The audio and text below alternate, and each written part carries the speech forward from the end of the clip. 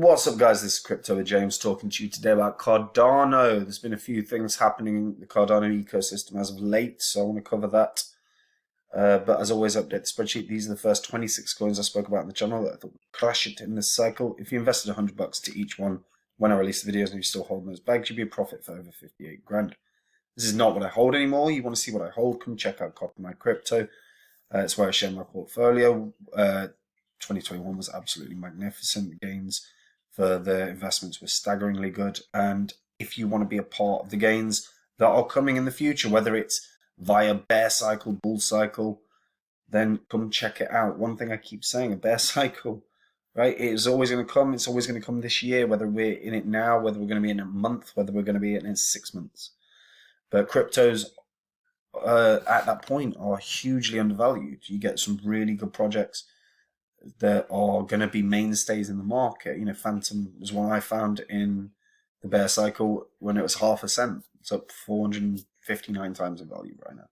And there's going to be tons of these opportunities and tons of really solid projects that are hugely undervalued.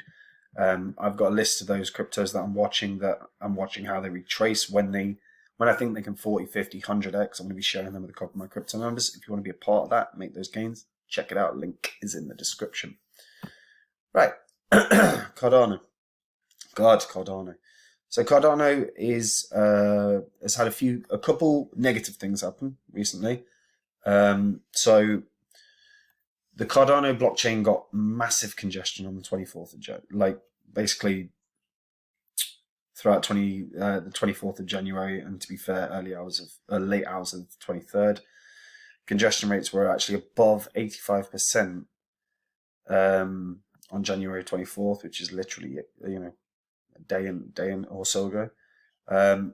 Cardano NFT marketplace JPEG store or JPG store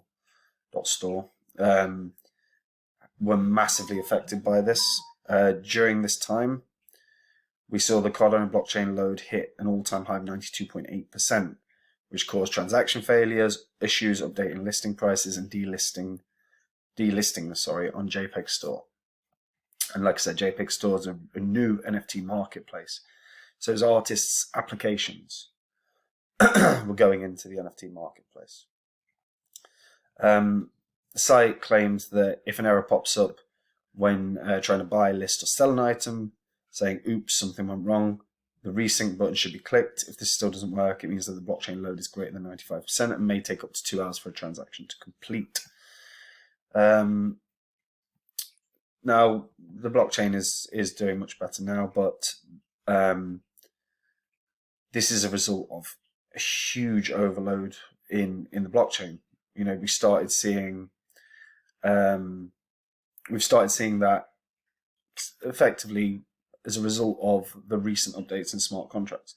And make no mistake about it, this is a teething problem that you do see. We saw it in Solana a couple of times, and we're now seeing it in Cardano. It's the sort of initial steps. Bear in mind, this was literally the thing that kept happening throughout so much of 2017 and the early months of 2018 for Ethereum.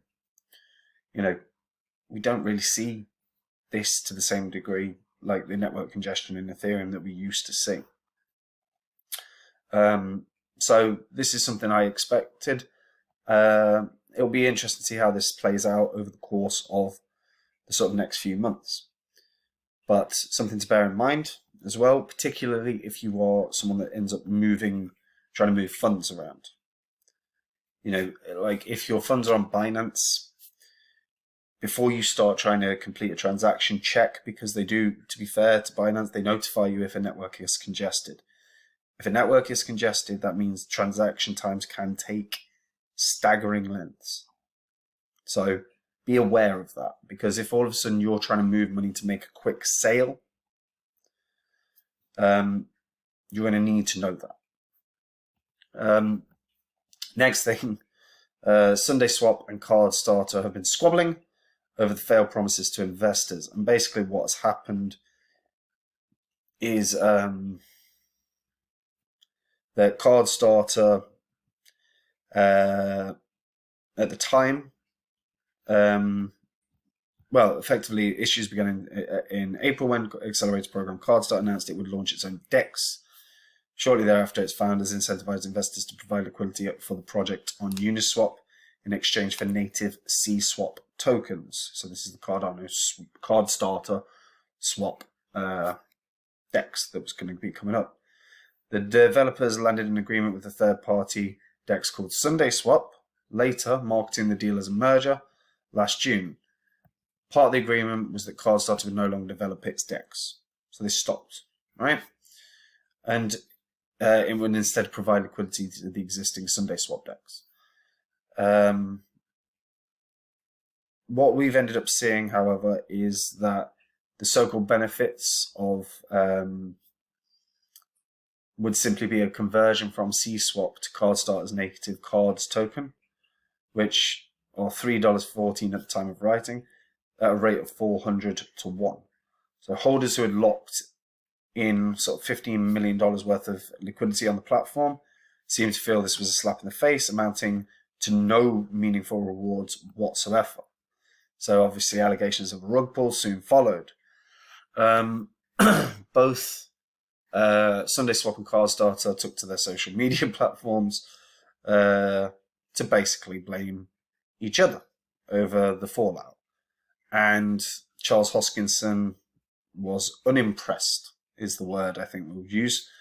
During his YouTube stream on Monday, he slammed both of them.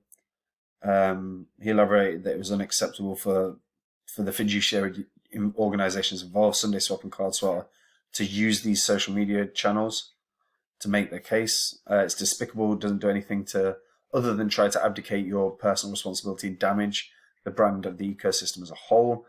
He then continued, please people, get your shit together. Both sides come together, agree to arbitration, talk to each other and figure out what the hell you agree to get done.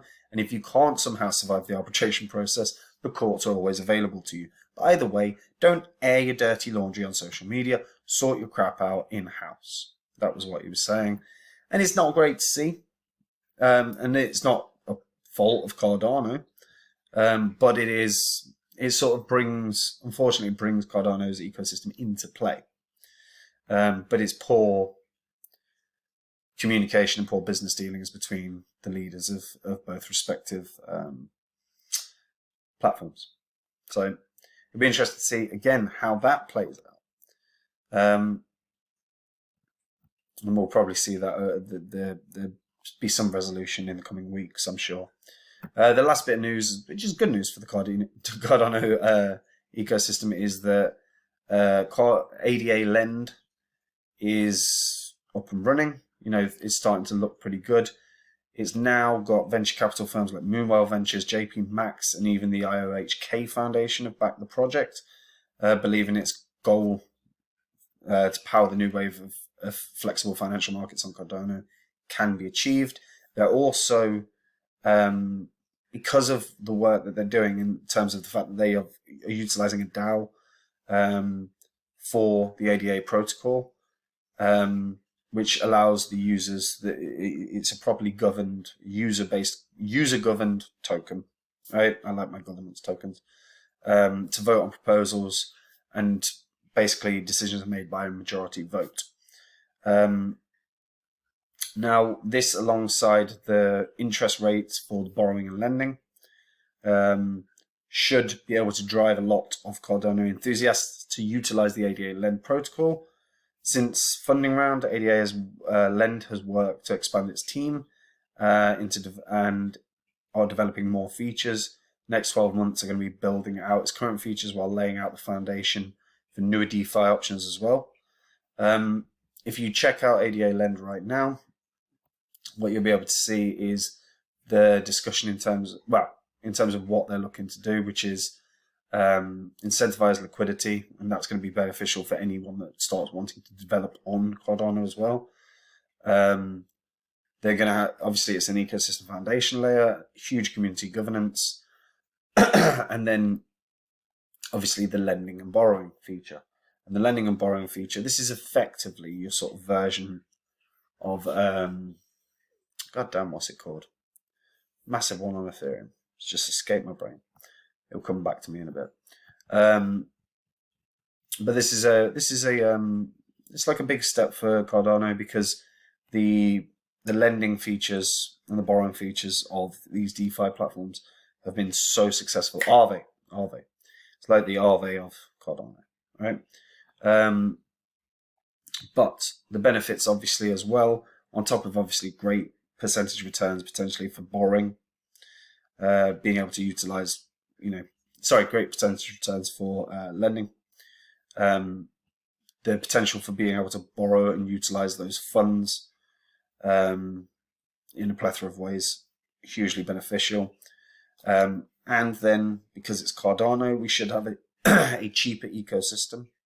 So smaller transaction fees should be faster. We'll see, because, like I said, every new blockchain with smart contracts usually has to deal with teething problems in the start. So that's what they're dealing with right now. But bodes pretty well. And it's a nice positive sort of thing to be coming into ADA land, into the Cardano ecosystem in turn. The whole process and the whole idea behind this is making sure that you don't let idle assets do nothing. And as long as you're not locking up for too long a period, that's pretty good. You do not want to be locking up for too long a period, obviously, when the market's in trepidation, as it is right now. But yeah, things continuing to move on Cardano, whether it's positive or negative, things are certainly moving around. So we'll see how this plays out. Again, ADA Lend, once that's up and running and live, that should be quite a big moment. Again, in the same way Sundaeswap was quite a big moment for Cardano, that first DEX. This should be quite a big moment, because this is going to be a big DeFi protocol, and this could be massively successful. So it's one to keep an eye on. And yeah, that's it from me. Hope you're all keeping very, very well. If you've not been in crypto a while, or you are still in crypto, you've been in crypto a while, you're not happy with what you're doing, come check out Copy My Crypto. It's where I share my portfolio. 2021 was a wonderful year, and 2022 is set to be better. Whether it's bear or bull cycle, it's going to be better. Bear cycle is the opportunity of your life. Everything's on discount. And it's so easy to find top tier projects. It's also not that difficult at all to find lower cap ones that are set for that growth. I can't wait for that cycle. And the list of coins that I've got my eye on are going to be dwindled down into a number of them that I think can do those 50, 100, 200 X's. And when I find them and when I'm happy with them, I'm going to be sharing them with a couple of my crypto members. If you want to be a part of it, check it out. Links in the description, guys. Anyway, take it easy. Bye-bye.